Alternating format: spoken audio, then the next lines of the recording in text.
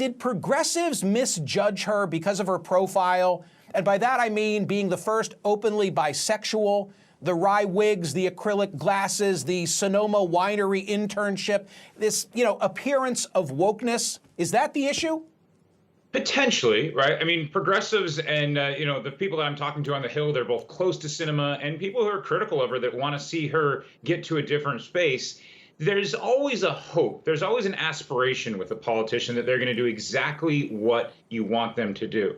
And part of the disappointment for progressives with Sinema is they say, look, she's in a state that is trending blue, right? It may not be totally blue. It may be more purple. She should be more progressive. She should embrace some of these ideas, and she should campaign as a full-throated progressive. So, as to all the causes of their disappointment, I don't know if I can fully diagnose them, but it's clear they're disappointed, and that disappointment is verging on anger. There's a stylistic difference between she and Joe Manchin. He comes out to play on all the Sunday programs by way of illustration. I think the next time I hear her voice will be among the first times that I've heard her voice, and yet she is wielding so much power. Well, the power is a function of math, and that's a 50-50 Senate, right? And she represents a state that in the past, as I just mentioned, has voted Republican. She obviously wants to preserve her ability to run for re-election in 2024. She also has to be worried about a primary challenge from the left, and there's increasing talk about that as to try to pull her more to the left. But you're right. We know where Manchin is hour by hour, right? He pretty much always talks to reporters in these Senate gaggles. I'm sure you've seen pictures of him at this point. He even talked to a bunch of protesters that kayaked up to his boat, almost heaven. To his boat. Right. There in the Potomac. So Manchin never has a problem or doesn't see any downside to engaging or negotiating in public. Sinema's taking the opposite track, and that is she's keeping her cards close to her vest. Hans, I looked at her numbers in Arizona. We'll put them up on the screen. Her favorability among Democrats, 56% to 30%.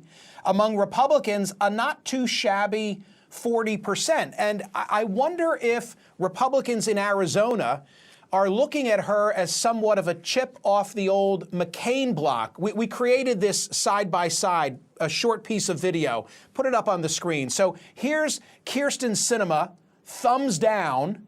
That was on minimum wage. There's John McCain, theatrically thumbs down on repeal and replacement of Obamacare. Do you see some similarities between the two of them? Oh, it's self-conscious. Yeah, absolutely. Right. And the similarities may not be all positive for Sinema, because you'll recall that McCain, after being his party's presidential nominee in 2008, faced a real primary challenge in 2010. And then McCain had to, move to the right to head off that. He disappointed a lot of his friends in the media and in progressive politics, especially on his change of tune on immigration. So, McCain I covered the campaign in 2008. We saw him sort of modulate some of his 2000 positions. But the analogy to McCain doesn't necessarily mean that she's always going to be in the center and always bucking her party.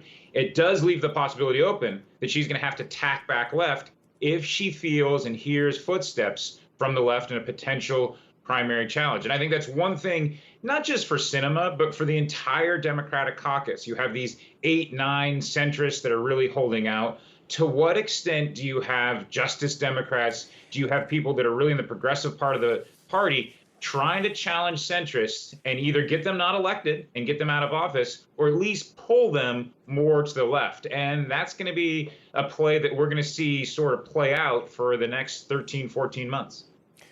Look, you heard my opening pitch. I applaud independent thinkers, so this is like right in my wheelhouse. And there's something else about her that I remember. I remember when President Trump was speaking, I think it was a State of the Union, either that or a joint session of Congress, and he recognized, let me show it. This is Trump recognizing Tim Scott, and I'll discuss the reaction. Play it.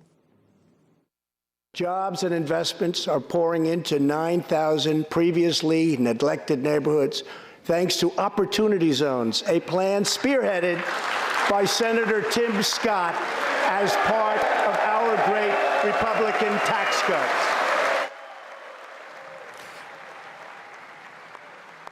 And Hans, I don't know if you have a return monitor, but all Republicans are on their feet, and one Democrat in the camera lens, and it's Sinema, and she's applauding the idea of enterprise zones, which I have to believe Democrats, many of them, would also approve of. But they all sit on their hands because you got to be lockstep, not her. You get the final word. Where is this headed? This impasse in the Senate and the House?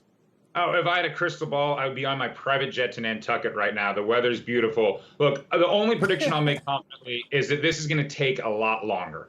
And we saw that by President Biden's visit to the House caucus yesterday. This is going to play out a lot longer. Here's one deadline, though, that I think is real, and it's a political one, and that is November 2nd.